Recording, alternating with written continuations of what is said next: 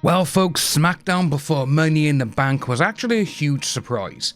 Not only were we getting Rhea Ripley teaming with Stephanie Vaquer and Alexa Bliss to take on Roxanne Perez, Julia and Naomi, but we actually had Seth Rollins and crew coming down to the ring to kick SmackDown off. Well, this promo at the start was a normal promo from Seth Rollins. We're here, we're gonna take over, blah blah blah. But then it turned into something golden. And that is when he said, there's no one here that can take us out, that can take us on. If anyone faced up to this, we're gonna lay them out. And obviously then we had Solo Sikoa, Jacob Fatu, JC Mateo coming down to the ring. Solo was the first one who actually grabbed the microphone, and he and Seth Rollins squared up. And he was like, come on then, I hear you're going to take someone out. And it was like, oh, okay, that's very, very interesting to see. But we never actually had anything happen because Seth Rollins turned his attention to Jacob Fatu. Now with Jacob Fatu, obviously he was there and he was like, I'm not talking to you, I'm talking to you.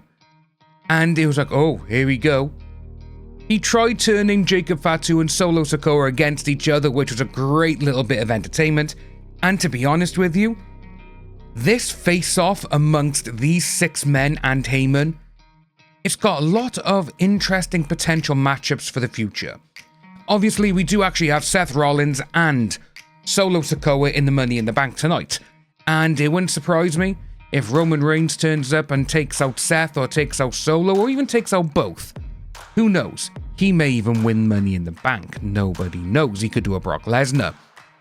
But with this, though, it was, like I say, very interesting for them all squaring up.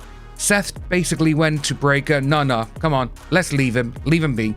And with that, as they turned their attention to Seth Rollins and his crew leaving, none other but Big Jim Uso came on out and he attacked them, which was absolutely amazing to see. And obviously with this actually rolled into our very first match. So with this match, it was actually quite a few fun moments, I'll probably say, for this one. It wasn't exactly a long match, but it was an entertaining match nonetheless. And say, some of the fun spots we actually had is Solo Sikoa, whenever JC took out Big Jim, he'd go up to Jimmy Uso, and go, come back to us. Come back to the family. It's not that hard. We forgive you. And obviously then Jimmy was like, no, I'm not coming back to you, bud. Not coming back. And there was one part then where Jimmy actually got the win with a roll-up. Only because Jacob Fatu got up on the apron and he started talking to Jimmy. Jimmy got off the turnbuckle, came over, looked at Jacob, and he was like, no, what's going on? And obviously, JC Mateo came screaming from behind. Jimmy jumped out of the way. He hit Jacob, and he got the roll-up on JC Mateo for the 3 count. Which, now for this, obviously we know going forward that Jacob Fatu is going to leave the bloodline or break out on his own. And that's going to be very interesting to see, especially if he doesn't help Solo in Money in the Bank tonight. But we got that there though, our first match of the evening, and Big Jimmy Uso got the win. Sadly, the next match, even though it was fun, but it was Zelina Vega taking on Piper Niven again for like what? The 50th time in a row now with these people. It is kind of sad because I do hope that we get some more people to come out and actually try and go for the women's US title. Because just having having Chelsea Green, and the Secret Service keep going against Zelina Vega, it's old. And to be honest with you, even though the matches can be exciting and a bit of fun, it's getting very boring. And you could tell a lot of the crowd were a little bit like, oh, it's this match again. But with this one, no, like we said, we actually had Zelina Vega taking on Piper Niven in a Bakersfield brawl. Basically a street fight. And as you can see by there, the table does have, in fact, that dreaded Slim Jim logo sponsorship on. And it actually happened. We actually got the line that all of us have been making fun of all week. But obviously with this, basically it was a street fight. We had some really fun moments. We had a fun spot with a couple of kendo sticks. We had a brilliant tornado DDT of Zelina Vega onto Niven onto a chair. And as you can see by here, with a little help from Julia, Zelina Vega power bombed Piper through the Slim Jim sponsored table. And obviously on commentary, oh my god, Piper Niven has gone through the Slim Jim table. Yeah, that's a thing. But obviously with this now, it's kind of sad because I really do hope that Julia actually goes after the US Championship, because Zelina Vega needs some new opponents. She really does. And even though how great Chelsea Green and the Secret Service are, it's just the same 4 people each week. And even though we kind of had that with the best of 7 with Andrade and Carmelo Hayes, those 2 guys are a little bit different caliber to these 4. They are, they're top tier. They were just amazing when they did those matches. But with this, though, it's getting stale, and I do think it's going to hurt the 4 of those a little bit going down the line, because there's no one challenging them. And even though they're going out and saying, oh, we're going to have a fun match, it can be a fun match. And like, this was a good fun match. But it's like, come on, we've already seen it. We want to see some fresh challenges for Zelina Vega and her US Championship. LA Knight was up next, folks, and he made his way to the ring, and he basically talked about every single person who he's facing in Money in the Bank later today. And he went through them all. He's saying about, basically their pros, their cons. But then he talked about Aleister Black, mostly because Aleister Black made a little promo before LA Knight came out. It was a video package, and he just said, LA Knight, he stole the win from me. I did Black Mass. He comes in, he takes me out, and he gets the win. So obviously he called him out, and he was like, he's being a little baby and all this kind of stuff. Yeah, as he always does. But then Aleister came on out, and they faced off, and this led to a match between the 2, which was actually a really, really fun match.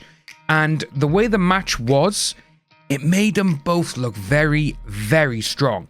And the way that they went about it, it won a lot of striking, which I was actually really happy about for some unknown reason. I think that's because we mostly see now nearly every match is punch, punch, punch, kick, knee, suplex, or whatever. But with this, there was a lot of combination drills, there was a lot of reversals, and it was a good technical wrestling match, which was really fun. But with this, though, sadly, the match did end in a DQ, which we'll get to in a moment. But before they could get into the area where they did the DQ, it was kind of a scary fall from the inside to the outside of the ring, which you could tell wasn't meant to happen. And you could see Aleister Black, he maybe got winded a little bit from it. But on the outside, obviously, they were both there. Who comes on out? Seth Rollins. And he gives a stomp to LA Knight. Obviously, we got all of this because, well, tonight, Money in the Bank, LA Knight is taking on Seth Rollins. And this kind of turns into the gist of the entire show. Whoever's competing against Seth Rollins and they're competing on SmackDown, well, they're going to get hurt. That's exactly how it went. But sadly, like I said, it did go into a DQ. We actually had Aleister Black stop Seth Rollins from giving a stomp, but only for him to get speared out of his boots by, obviously, Braun Breaker. But we ended the match with Reed and Braun Breaker just knocking Knight about until it went off the air. Next up, folks, was one of the matches I have been looking forward to all night, all on the show. And that is the 3-on-3 tag. Alexa Bliss, Rhea Ripley, Stephanie Vaquer taking on Roxanne Perez, Naomi, and Julia. Now, first of all, Tiffany Stratton actually did come out and she basically told everyone, whoever wins Money in the Bank, I'm waiting for you, come get some. Ripley came on out first, grabbed the mic and said, well, I've never actually been in Money in the Bank. I've always had the belt on me. So we'll see how this goes. And obviously then Alexa Bliss, Stephanie Vaquer, everyone came out. And this match was so much fun. And this match just proved that a Money in the Bank, this match could possibly take over the entire show and be match of the night. Everyone in this match got their time to shine, which was amazing. And obviously we had a couple of great spots. Obviously we had the Devil's Kiss from Stephanie Vaquer. Obviously Naomi tried doing it on her, but it didn't work. And, well, all in all, I can see this possibly becoming a thing between Rhea Ripley and Stephanie Vaquer on Raw. They could become a tag partnership, or they could go against each other, vying for whichever one they go for. But overall, though, Ripley, Bliss, and Vaquer got the win as Roxanne Perez went for the tag, but Naomi pulled her hand away, and that was it. So obviously she could be a bit like, well, I'm against you. If you get hurt, you're hurt. One less person I have to deal with. But this match, I cannot wait for the ladder match between these 6 people tonight. It's going to be absolutely insane, and it's going to be awesome. Next up was a match that I didn't actually see coming. We had Penta and Andrade taking on American Made, the Creed brothers. And what a match this was. This was an absolute banger of a match, and this is actually my match of the evening. The 3-on-3 women's tag, I was like, this is great. And obviously, didn't even know that we were going to have this tag team tonight. And I was like, okay, you know, the women taking the belt, they're the best tonight. But then this came up, and I was like, holy hell. Obviously, anytime Penta is in the ring, he's going to absolutely just be incredible like he was. Andrade, you know, the Creed brothers, everything in this match just clicked, and it was awesome. And we did have Chad Gable interfere, as always, and he tried taking Penta's mask off. But Penta stopped him, got him back out of the ring, and that is when Vikingo got involved, grabbed Gable, threw Gable into the crowd, and those two just started brawling.